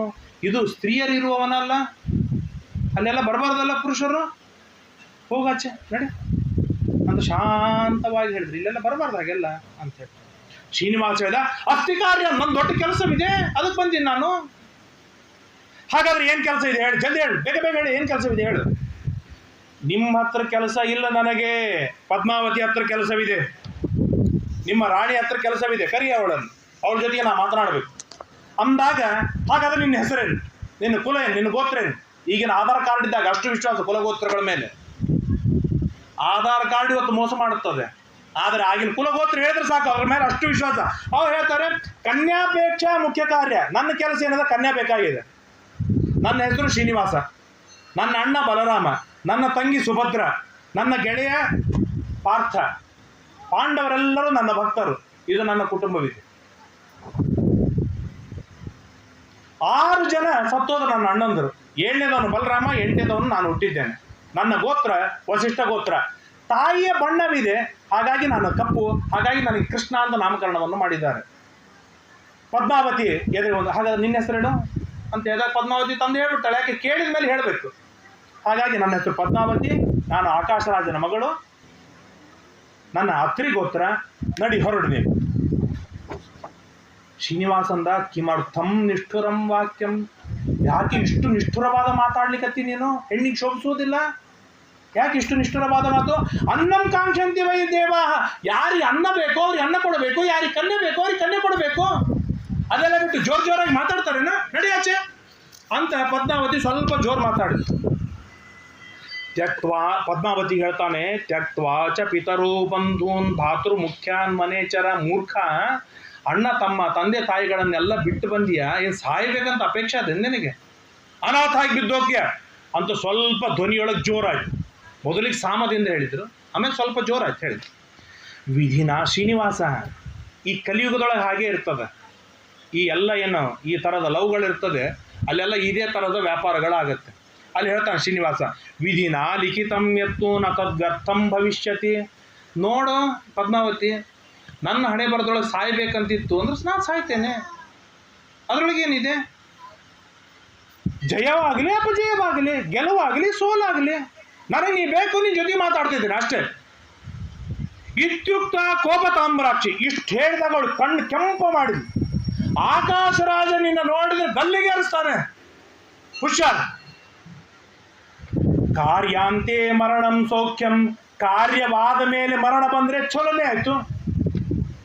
ಪದ್ಮಾವತಿ ಸಿಕ್ಕ ಮೇಲೆ, ಹೆಣ್ಣು ಸಿಕ್ಕ ಮೇಲೆ ಸಾವು ಬಂದ್ರೆ ಚಲೋ ಆಯ್ತು. ಯಾಕೆ ಹೆಣ್ಣಂತೂ ಸಿಕ್ಬಿಟ್ಟಿದ್ರೆ ಅಕೃತಕೃತ್ಯನ ಆಗಿಬಿಟ್ಟೆ. ಇನ್ನು ಹೆಣ್ಣೆ ಸಿಕ್ಕಿಲ್ಲ ಅಂದಮೇಲೆ ಸಾವು ಚಲೋನೇ ಅದು. ಸೊ ಹಾಗಾಗಿ ನಾ ಎರಡಕ್ಕೂ ರೆಡಿ ಇದ್ದೀನಿ. ನಾನು ಆಕಾಶರಾಜ ಬಂದು ಗಲ್ಲಿಗೆ ಏರಿಸ್ತಾನೆ, ಐ ಆಮ್ ರೆಡಿ. ಇನ್ನು ಸಿಗಲಿಲ್ಲ ಅಂದ್ರೆ ನಾ ಸಾಯ್ಲಿಕ್ಕೂ ನಾನು ರೆಡಿ ಇದ್ದೇನೆ ಅಂತ ಇಷ್ಟು ಹೇಳಿದಾಗ ಅವಳಿಗಿನ್ನ ಮಿತಿ ಮೀರಿತು. ಕೊನೆಗೆ ಏಟು ಕೊಡೋದೇ ಇದು ಕೊನೆಯ ಆಪ್ಷನ್ ಅಂತ ಹೇಳಿದ್ರು. ಹೊಡಿರೋ ಅಂತ ಹೇಳಿದ್ರು. ಆಗ ಅಲ್ಲೇ ಪಕ್ಕದಲ್ಲಿರ್ತಕ್ಕಂಥ ಅನೇಕ ಕಲ್ಲುಗಳನ್ನು ತೆಗೆದುಕೊಂಡು ಕುದುರೆಗೆ ಒಗಿತಾರೆ. ಜಗತ್ತಿಗೆ ಪ್ರಾಣ ಕೊಡುವ ವಾಯುದೇವರು ಕುದುರೆಯಾಗಿ ಬಂದಿದ್ದಾರೆ. ಅವ್ರ ಕುದುರೆ ಸತ್ತೇ ಬಿತ್ತು ಕ್ಷಣದೊಳಗೆ. ಎರಡು ಏಟುಗಳು ಕಲ್ಲಿನಿಂದ ಎರಡು ಏಟು ಶ್ರೀನಿವಾಸನಿಗೂ ಬಿತ್ತು. ಆ ಶ್ರೀನಿವಾಸ ಏಟು ತಿಂದ, ಪೆಟ್ಟು ತಿಂದ. ಇನ್ನು ಇಲ್ಲಿ ಇರೋದ್ರೊಳಗೆ ಅರ್ಥವಿಲ್ಲ ಅಂತ ಹೇಳಿದ ಶ್ರೀನಿವಾಸ. ಅಲ್ಲಿಂದ ನನ್ನ ಕೆಲಸ ಏನು ಮಾಡಬೇಕಾಗಿತ್ತು ನಾನು ಮಾಡಿದೆ. ಪದ್ಮಾವತಿಗೆ ಎಲ್ಲಿಯವರೆಗೆ ರೀಚ್ ಆಗಬೇಕಾಗಿತ್ತು ಅಲ್ಲಿವರೆಗೆ ನಾನು ರೀಚ್ ಆಗಿಬಿಟ್ಟಿದ್ದೇನೆ. ಇನ್ನು ಪದ್ಮಾವತಿ ತನ್ನ ಸ್ತ್ರೀ ಧರ್ಮವನ್ನು ಉಳಿಸಿಕೊಳ್ಳುವುದಕ್ಕಾಗಿ ನನಗೆ ಪೆಟ್ಟು ಕೊಟ್ಟಿದ್ದಾಳೆ. ಇರಲಿ, ಅಷ್ಟೇ ಸಾಕು ಅಂತ ಹೇಳಿದ ಶ್ರೀನಿವಾಸ. ಅಲ್ಲಿಂದ ನೇರವಾಗಿ ಹೋದವನೇ ಹೋಗಿ ಮಧ್ಯಾಹ್ನ 12 ಗಂಟೆ ಆಗಿದೆ, 1 ಗಂಟೆ ಆಗಿದೆ, 2 ಗಂಟೆ ಆಗಿದೆ, ಊಟದ ಟೈಮು. ಎಲ್ಲರೂ ಕಾಯ್ತಾ ಇದ್ದೀರಿ. ಶ್ರೀನಿವಾಸ ಹೋಗಿ ಊಟಕ್ಕೆ ಕೂಡಲಿಲ್ಲ. ಗಟ್ಟಿ ಚಾದರ ಹಚ್ಕೊಂಡು ಮಲ್ಕೊಂಡ್ಬಿಟ್ಟು ಭರ್ಪೂರಾಗಿ. ವೈಶಾಖ ಮಾಸ, ರಣ ಬಿಸಿಲು, ಭಾರಿ ತ್ರಾಸಾಗಿದೆ. ಹೋದವನೇ ತಾನು ಮಲಗಿದ. ಇತಿ ಭವಿಷ್ಯತ್ ಪರ್ವಣಿ ವೈಕುಂಠಗಿರಿ ಮಹಾತ್ಮೆ ಪದ್ಮಾವತಿ ಶ್ರೀನಿವಾಸಯೋ ಪರಸ್ಪರ ಸಂವಾದಾದಿ ವರ್ಣನಂ ನಾಮ ಸಪ್ತಮೋಧ್ಯಾಯ. ಇಲ್ಲಿಗೆ 7ನೇ ಅಧ್ಯಾಯವನ್ನು ಮುಗಿಸ್ತಾರೆ. ಶಯನಂ ಪ್ರಾಪ ಪರ್ಯಂಕೆ ಶ್ರೀನಿವಾಸೋ ಶಾಕಪಿ. ಶ್ರೀನಿವಾಸ ಈಚೆ ಮಲಗಿದ, ಪದ್ಮಾವತಿ ಆಚೆ ಹೋಗಿ ಅವಳು ಕೂಡ ತಾನು ಮಲ್ಕೊಂಡ್ಬಿಟ್ಟು. ಶ್ರೀನಿವಾಸನನ್ನು ಬಕುಲ ಎಬ್ಬಿಸ್ತಾ ಇದ್ದಾಳೆ. ಶ್ರೀನಿವಾಸ, ಮಧ್ಯಾಹ್ನ 2 ಗಂಟೆ ಆಯಿತು, ಊಟಕ್ಕೆ ಹೇಳು. ಉತ್ತಿಷ್ಟೋತ್ತಿಷ್ಟ ಗೋವಿಂದ ಕಿಂ ಶೇಷೇ ಪುರುಷೋತ್ತಮ. ಯಾಕೋ ಈಗ ಮಲಗಿ? ನನ್ನ ಲೈಫಿನೊಳಗೆ, ನಿನ್ನ ಲೈಫಿನೊಳಗೆ ಮಧ್ಯಾಹ್ನ ಮಲಗಿದ್ದೇ ನಾನು ನೋಡಿಲ್ಲ. ನಿರಂತರವಾಗಿ ಕ್ರಿಯಾಶೀಲರಾದ ವ್ಯಕ್ತಿ ಮಧ್ಯಾಹ್ನದ ಹೊತ್ತಿನೊಳಗೆ ಮಲಗುವುದಿಲ್ಲ. 4 ಚಪಾತಿ, 2 ಹೋಳಿಗೆ, 4 ಬಕ್ರಿ, ಹೊಟ್ಟೆ ತುಂಬ ಅದು ಕಂಠಮಠ ಅಂತಾರಲ್ಲ ನಮ್ಮ ಕಡೆಗೆ, ಹಾಗೆ ಗಟ್ಟು ಮುಟ್ಟು ಊಟ ಮಾಡಿದ ಅಂತಂದ್ರೆ ಊಟ ಮಾಡಿದ್ಮೇಲೆ ಏನು ಕೆಲಸ ಇರಂಗಿಲ್ಲ, ಅವ್ನು ವಿಶ್ರಾಂತಿ ತಗೋತಾನೆ. ಶ್ರೀನಿವಾಸ ಭಾಳ ಅಂದ್ರೆ ಅನಾದಿ ಕಾಲದಿಂದಲೂ 18 ವರ್ಷರಷ್ಟು ಯುವಕನಾಗಿರ್ಬೇಕಂತಂದ್ರೆ ಅವನಲ್ಲಿ ಡಯಟಿಂಗ್ ಎಷ್ಟಿರ್ಬೇಕು ನೋಡಿ. ಅಷ್ಟು ಶಿಸ್ತು ಮೇಂಟೈನ್ ಮಾಡಿದ ಶ್ರೀನಿವಾಸ ಎಂದಿಗೂ ಅಕಾಲದೊಳಗೆ ಮಧ್ಯಾಹ್ನದೊಳಗೆ ಮಲಗಿದವನಲ್ಲ. ಅವ್ನು ಮಲಗಿದ್ದು ನೋಡೇ ಗಾಬರಿ ಆಯಿತು. ಎಬ್ಬಿಸ್ತಾ ಇದ್ದಾಳೆ. ಎಬ್ಬಿಸ್ತಾ ಕೇಳ್ತಾ ಇದ್ದಾಳೆ, ನಿನಗಾಗಿ ಶಾವಿಗೆಯ ಪ್ರಮಾಣವನ್ನು ಮಾಡಿದ್ದೇನೆ ಶ್ರೀನಿವಾಸ, ಹೇಳೋ ಮಹಾರಾಯ ಹೇಳು ಅಂತ ಹೇಳಿದಾಗ, ಏನದ ನಿಜವಾಗಿ ಮಲ್ಕೊಂಡವರಿಗೆ ಊಟಕ್ಕೆ ಕೇಳಿದ್ರೆ ಟಕ್ಕಂತ ಎದ್ದು ಊಟಕ್ಕೆ ಬಂದುಬಿಡ್ತಾನೆ. ಈ ಮಲಗಿದಂಗೆ ನಾಟಕ ಮಾಡೋರಿಗೆ ಎಬ್ಬಿಸೋದು ಭಾಳ ಕಷ್ಟ. ಇವನು ನಾಟಕ ಶ್ರೀನಿವಾಸ ಮಲಗಿದ್ದಾನೆ. ಅವನು ಹೇಗೆ ಬಕುಲಾದೇವಿ ಎಬ್ಬಿಸ್ತಾ ಇದ್ದಾಳೆ ಅಷ್ಟು ಸ್ವಲ್ಪ ಉಸಿರು ಜಾಸ್ತಿ ಮಾಡಿದ. ಯಾಕೋ ನೀ ಏನಾದರೂ ಕಾಡಿಗೆ ಹೋಗಿದ್ದಿ, ಎಂದಿಗೂ ಹೋಗದೇ ಇರೋ ಕಾಡಿಗೆ ಹೋಗಿದ್ದೆ, ಅಲ್ಲಿ ಏನಾದರೂ ಪಿಶಾಚಿ ನೋಡಿದೆ, ಯಕ್ಷಿಣಿ ನೋಡಿದೆ, ಅಥವಾ ಯಾವುದಾದ್ರೂ ಹುಡುಗಿನ ನೋಡಿ ಮನಸ್ಸು ಕೆಡಿಸ್ಕೊಂಡೇನು ನೀನು? ಹುಲಿ ಸಿಂಹಗಳು ನಿನ್ನ ಗಾಬರಿ ಮಾಡಿಸ್ತಾ? ಗೌರವಂ ಬಲರಾಮೆ, ನೀ ಹೇಳಿಲ್ಲ ಅಂದ್ರೆ ಬಲರಾಮನ ಮೇಲೆ ಆಣೆ, ದೇವಕಿ ವಸುದೇವರ ಮೇಲೆ ಆಣೆ, ಹೇಳು ಬೇಗ ಹೇಳು ಅಂತ ಹೇಳಿ ಎಷ್ಟು ಹೇಳಿದಷ್ಟು ಅವಳು ಇನ್ನೂ ದುಃಖವನ್ನು ಉಲ್ಪಣಿಸಿದಾಗ ಬಕುಲಾದೇವಿ ಬಾಜು ಬಂದು ಕೊಡ್ತಾಳೆ. ಮೈಲಿಗೆಯಾಗಿ ಬಾಜು ಬಂದು ಕೂತು ಎಬ್ಬಿಸ್ಬೇಕು ಅಂತೇಳಿ ಆ ರಗ್ಗು ತೆಗಿಬೇಕಂತ ಹೋದ್ರೆ ಇನ್ನೂ ಗಟ್ಟಿ ಹಿಡ್ಕೊಂಡ ಕಾಲಾಗ ತಲೆಯೊಳಗೆ ಶ್ರೀನಿವಾಸ. ಯಾಕೋ ಮಹಾರಾಯ ಅಂತ ಹೇಳಿ ಜೋರಾಗಿ ಕಿತ್ತಿ ಎಬ್ಬಿಸಿದಾಗ ಶ್ರೀನಿವಾಸ ಇದ್ರಂತಾನೆ, ನಾ ಮೋಹಯನ್ಮಾಂ ಗಾಂಧರ್ವಿ, ನನಗೆ ಯಾವ ಗಂಧರ್ವ ಹೆಣ್ಣು ನನ್ನನ್ನು ಮೋಹಿಸಿಲ್ಲ. ಅಜೆಂಡಾ ಫಸ್ಟ್ ಸೆಟ್ ಮಾಡಿದ. ಯಕ್ಷರಕ್ಷರು ನನ್ನನ್ನು ಯಾರೂ ಮೋಹಿಸೋದಿಲ್ಲ. ನಾವು ಯಾವ ರಾಕ್ಷಸರಿಂದ, ಭೂತ ಪ್ರೇತ ಪಿಶಾಚಿಗಳಿಂದ ನಾನು ಹೆದರುವುದಿಲ್ಲ. ಯಾವ ಮೃಗಸಿಂಹಗಳು ನನ್ನನ್ನು ಬೆದರಿಸಿಲ್ಲ. ಹಾಗಾದ್ರೆ ಯಾಕೆ ಕಣ್ಣೀರು ಸುರಿಸ್ತಿದ್ದಿ ಹೇಳು? ಇಲ್ಲ ಒಂದು ಸಣ್ಣ ಹುಡುಗಿಯನ್ನು ನೋಡಿದೆ, ನನ್ನ ಮನಸ್ಸು ತಲೆ ಕೆಟ್ಟು ಹೋಗಿದೆ. ಹೇಳುವ ಕ್ರಮ ನೋಡಿ ಎಷ್ಟು ಚೆನ್ನಾಗಿದೆ. ಯಾರೂ ನನ್ನ ತಲೆ ಕೆಡಿಸೋದಿಲ್ಲ ಅಂತ ಹೇಳಿ ಒಬ್ಬ ಸುಂದರನಾದ, ಅಪ್ರತಿಮಳಾದ, ಅನುರೂಪಣಾದ, ಅದ್ಭುತವಾದ ಕನ್ಯಾಮಣಿಯನ್ನು ನೋಡಿದ್ದೇನೆ. ಅಮ್ಮ, ನನ್ನ ಮುಂದಿನ ಉಸಿರು ಇರಬೇಕಂದ್ರೆ ಅವಳ ಜೊತೆ ನೀ ಮದುವೆ ಮಾಡಿಕೊಡ್ಬೇಕು ಅಂತ ಹೇಳಿದಾಗ, ಆಯಿತು, ಅವಳು ಯಾರು, ಎಲ್ಲಿರ್ತಾಳೆ, ಹೇಗಿದ್ದಾಳೆ, ನನಗೆಲ್ಲ ತಿಳಿಸಿಕೊಡು, ನಾನು ಮುಂದಿನ ವಿಚಾರವನ್ನು ಮಾಡ್ತೇನೆ ಅಂತ ಹೇಳ್ತಾಳೆ. ಹಾಗಾದರೆ ಅವಳು ಯಾರು ಅನ್ನೋದನ್ನು ಶ್ರೀನಿವಾಸ ತಾನು ವಿಸ್ತಾರವಾಗಿ ತಿಳಿಸ್ತಾನೆ. ಅದನ್ನೆಲ್ಲವನ್ನು ಕೂಡ ಪುನಃ ನಾಡಿಯ ದಿನ ಕೇಳುವ ತಿಳಿಯುವ ಪ್ರಯತ್ನವನ್ನು ಮಾಡೋಣ ಎಂಬುದಾಗಿ ತಿಳಿಸ್ತಾ ಇವತ್ತಿನ 4 ಮಾತುಗಳನ್ನು ಮುಕ್ತಾಯ ಮಾಡ್ತೇನೆ. ಶ್ರೀಕೃಷ್ಣಾರ್ಪಣ ಮಸ್ತು. ನಾಹಂ ಕರ್ತ. ಅಂದರೆ ಈಗ ನಾಟಕ ಮಾಡುವವರಿಗೂ ಒಂದು ಎಚ್ಚರಿಕೆಯನ್ನು ಕೊಡ್ತಾನೆ. ಎಷ್ಟು ಚೆಂದಾಗಿ ನಾಟಕ ಮಾಡಬೇಕು, ಯೋಗ್ಯಳಾದ ಕನ್ಯಾಮಣಿ ಇರಬೇಕು, ಆ ಯೋಗ್ಯಳಾದವಳನ್ನೇ ಅರಸಬೇಕು, ಅದಕ್ಕೊಂದು ಮಹತ್ವವಿರ್ತದೆ.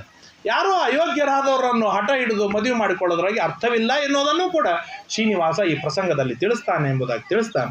ಇವತ್ತಿನ 4 ಮಾತುಗಳಿಗೆ ಪೂರ್ಣ ವಿರಾಮವನ್ನು ಹೇಳೋಣ. ಶ್ರೀಕೃಷ್ಣಾರ್ಪಣ ಮಸ್ತು. ನಾಹಂ ಕರ್ತ ಹರಿಕರ್ತ ತತ್ಪೂಜಾ ಕರ್ಮಚಾಖಿಲಂ ತಥಾಪಿ ಮತ್ಕೃತಾ ಪೂಜಾ ತತ್ಪ್ರಸಾದೇನ ನಾನ್ಯಥಾ ತದ್ಭಕ್ತಿ ತತ್ಫಲಂ ಮಖ್ಯಂ ತತ್ಪ್ರಸಾದ ಪುನಃ ಪುನಃ ಕರ್ಮನ್ಯಾಸೋ ಹರಾವೇವಂ ವಿಷ್ಣು ತೃಪ್ತಿಕರ ಸದಾ ಅನೇನ ಭಾವಿಯತ್ ಪುಣ್ಯಂ ತದಾಪ್ನೋತು ಗುರುರ್ನಮ. ಶ್ರೀಕೃಷ್ಣಾರ್ಪಣಮಸ್ತು. ವೆಂಕಟೇಶೋ ವಾಸುದೇವ ಪ್ರದ್ಯುಮ್ನೋ ಮಿತವಿಕ್ರಮಃ ಸಂಕರ್ಷಣೋ ನಿರುದ್ಧಶ್ಚ ಶೇಷಾದ್ರಿಪತಿರೇವ ಚ ಜನಾರ್ದನ ಪದ್ಮನಾಭೋ ವೆಂಕಟಾಚಲವಾಸನಃ ಸೃಷ್ಟಿಕರ್ತಾ ಜಗನ್ನಾಥೋ ಮಾಧವೋ ಭಕ್ತವತ್ಸಲಃ ಗೋವಿಂದೋ ಗೋಪತಿ ಕೃಷ್ಣ ಕೇಶವೋ ಗರುಡಧ್ವಜಃ ವರಾಹೋ ವಾಮನಶ್ಚೈವ ನಾರಾಯಣಾದೋಕ್ಷಜಃ ಶ್ರೀಧರ ಪುಂಡರೀಕಾಕ್ಷ ಸರ್ವದೇವಸ್ತುತೋ ಹರಿಃ ಶ್ರೀನರಸಿಂಹೋ ಮಹಾಸಿಂಹ ಸ್ತೋತ್ರಾಕಾರ ಪುರಾತನಃ ರಮಾನಾಥೋ ಮಹೀವರ್ತಾ ಭೂಧರ ಪುರುಷೋತ್ತಮಃ ಚೋಲಪುತ್ರ ಪ್ರಿಯಶ್ಚಾಂತೋ ರಕ್ಮಾದೀನಾಂ ವರಪ್ರದಃ